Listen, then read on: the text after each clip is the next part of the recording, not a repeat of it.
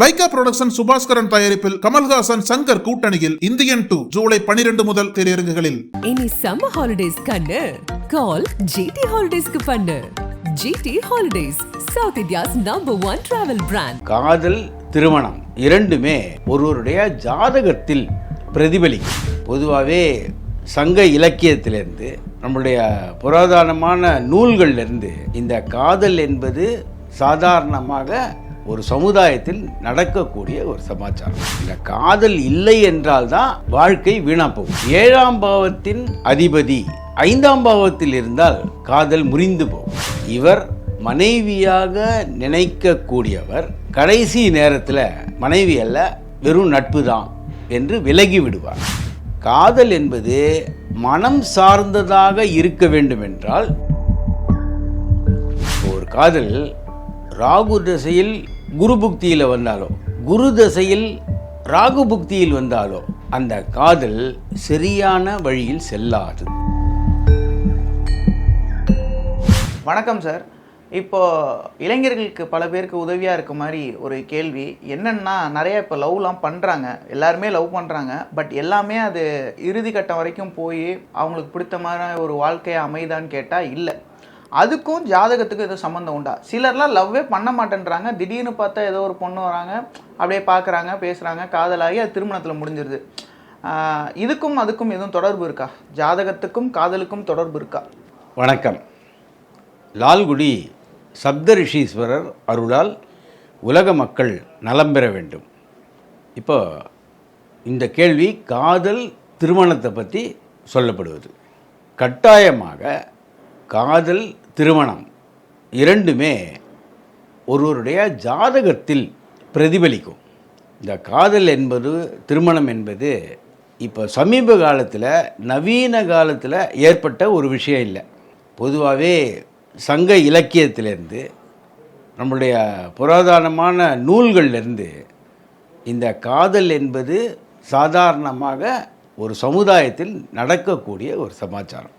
இந்த காதல் இல்லை என்றால் தான் வாழ்க்கை வீணா போகும். பொதுவாகவே காந்தம் எப்படி இரும்பை இழுக்கிறதோ அதுபோல் இளைஞர்களுக்குள்ள காதல் என்பது பொதுவானது. அதில் எந்த விதமான தவறுகளும் கிடையாது. இந்த காதலை கண்டுபிடிக்க 5ஆம் வீடும் 7ஆம் வீடும் பார்க்கணும்.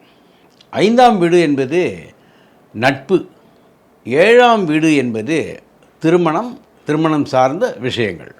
அப்போது நட்பு வந்தால் தான் அதற்கு அடுத்ததாக காதல் மலரும். 5ஆம் பாவம் 7ஆம் பாவத்தோடு ஏதாவது ஒரு விதத்தில் தொடர்பு ஏற்பட்டு இருந்தால் கட்டாயமாக காதல் உண்டாகும். 5ஆம் பாவ அதிபதி 7ஆம் பாவத்தில் இருந்தால் காதலில் வெற்றி. 7ஆம் பாவத்தின் அதிபதி 5ஆம் பாவத்தில் இருந்தால் காதல் முறிந்து போகும். காரணம், இவர் மனைவியாக நினைக்கக்கூடியவர் கடைசி நேரத்தில் மனைவி அல்ல, வெறும் நட்பு தான் என்று விலகி விடுவார். 5ஆம் அதிபதி 7ஆம் இடத்தில் இருந்தால் நட்பாக பழகுவார்கள். அவர்கள் இருவர் மனதிலும் காதல் வந்து அது திருமணத்தில் முடியும்.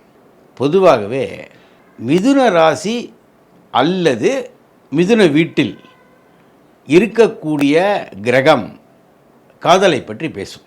அதனால தான் மிதுனம் என்றாலே ஒரு ஆண் பெண் சின்னமாக கொடுக்கப்பட்டிருக்கு. பொதுவாகவே அது காற்று ராசி.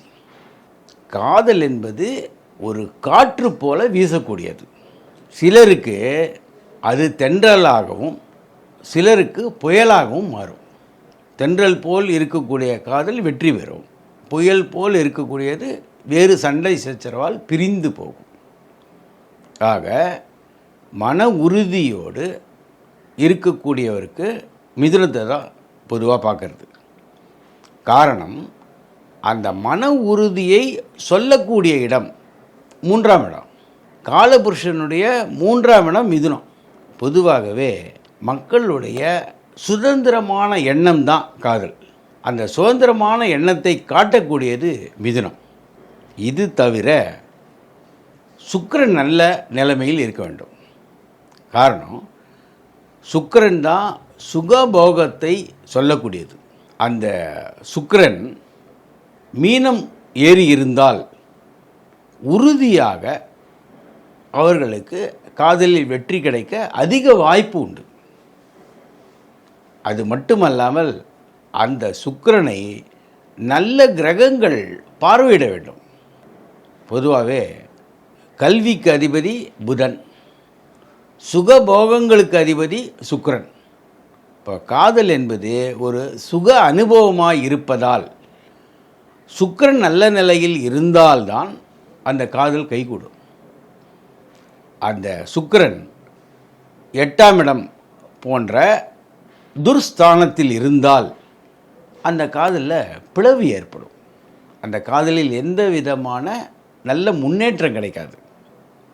அப்போது காதல் என்பது மனம் சார்ந்ததாக இருக்க வேண்டும் என்றால் சுக்கிரன் நல்ல நிலைமையில் இருக்கணும். அல்லது உடல் சார்ந்ததாக இருந்தால் அவர் 8இல் இருப்பார். பொதுவாகவே இந்த 8ஆம் இடம் என்பது தான் இனப்பெருக்கம், காமம், இதெல்லாம் சொல்லக்கூடியது 8ஆம் இடம். அதனால தான் அதை மறைவு ஸ்தானம் என்று வைத்து விட்டார்கள். அந்த இடத்துல சுக்கிரன் இருந்தால் அது உடல் சார்ந்ததாக இருக்குமே தவிர மனம் சார்ந்ததாக இருக்காது. அது மட்டுமல்ல, அதனுடைய ஆயுளும் மிக மிக குறைவாக இருக்கும். இப்போ 5ஆம் இடம் ஒரு அன்பை தெரிவிக்கக்கூடியது, நட்பு. ஆண் பெண் எல்லா நட்புமே 5ஆம் இடம்தான். அதே மாதிரி பூர்வ ஜென்ம புண்ணியமும் 5ஆம் இடம்தான். புத்திரர்களும் 5ஆம் இடம்தான். அப்போது சகஜமாக மனம் விட்டு ஒருவருக்கொருவர் எந்தவித ஆதாயமும் இல்லாமல் பழகக்கூடிய இடம் 5ஆம் இடம். அந்த 5ஆம் இடம் வலுப்பெற்று 7ஆம் இடத்தோடு ஏதாவது ஒரு விதத்தில், அதாவது நட்சத்திர ரீதியாகவோ ராசி ரீதியாகவோ ராசி அதிபதி ரீதியாகவோ சேர்ந்தால் கட்டாயமாக காதல் மலர்வதற்கு வாய்ப்புகள் அதிகமாக இருக்கும். அந்த காதல் நல்ல முறையில் நிகழும். அதே போல் நடக்கக்கூடிய தசாபுக்திகளும் ரொம்ப முக்கியம். இப்போ ஒரு காதல் ராகு திசையில் குரு புக்தியில் வந்தாலோ, குரு திசையில் ராகு புக்தியில் வந்தாலோ அந்த காதல் சரியான வழியில் செல்லாது. பொதுவாகவே அந்த தசாபுக்திகளில் வரக்கூடிய காதல் ஒரு பொருத்தம் இல்லாத காதலாக இருக்கும். அதாவது வயது வித்தியாசம் அல்லது வேறு வேறு பருவத்தில் இருக்கக்கூடியவர்கள், இந்த வித்தியாசம் ஏற்பட்டால் கட்டாயமாக அந்த காதலில் பலவிதமான பிரச்சனைகள் வரும். அது அதிகமாக காதல் சார்ந்ததாக இருக்காது, காமம் சார்ந்ததாக இருக்கும். இதுதான் காதலும் திருமணமும் எவ்வாறு ஏற்படும். நட்சத்திர பொருத்தங்களை பார்க்கும்போதே இந்த நட்சத்திரம் வேறு நட்சத்திரத்தோடு சேர்ந்தால் என்ன விளைவு வரும் என்பதை கண்டுபிடித்தால் அந்த காதல் வெற்றி பெறுமா வெற்றி பெறாதா. இது 2 நட்சத்திரமும் ஒன்றுக்கொன்று சாதகமாக இருக்கணும்.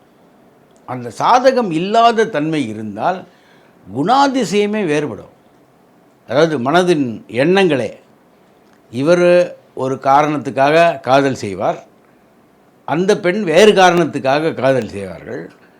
இருவருடைய மனமும் ஒத்துப்போகாமல் பிரிந்து போகும்.